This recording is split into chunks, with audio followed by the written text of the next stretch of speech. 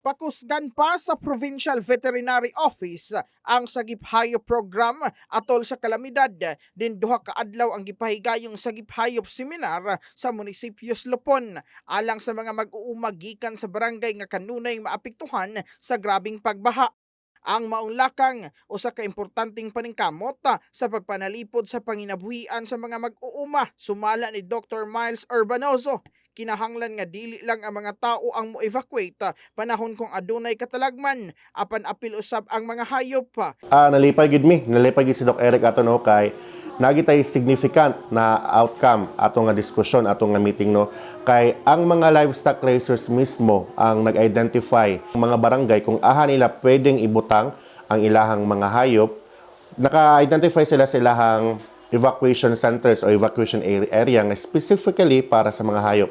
Ang ila pong na-identify kay make sure nila nga medyo elevated gid siya kay para dili pas-pas mo overflow ang tubig in case of baha. At the same time, naapod siya accessibility sa mga vehicle kay ang tumumanggo nato ana dira sa probinsya if ever na anay mga trahedya matabangan nato ang mga hayop no pwede ta maghatag og ayuda sa mga hayop, pwede may mahatag og feeds, pwede may mahatag og mga sagbot para kaunon sa mga hayop in case na anay mga flood na nahitabo.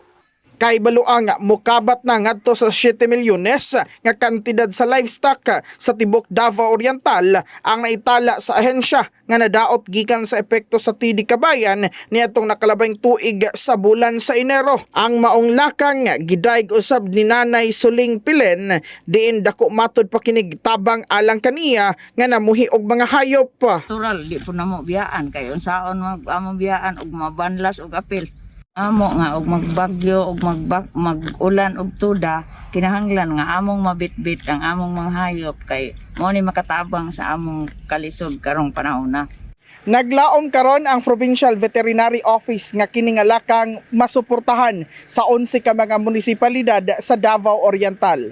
Aron daghan pang mga mag-uuma ang matabangan panahon kung masinatian ang pagdaot sa panahon. In the heart of changing lives, kinis Brigada Renicanoy, Brigada News.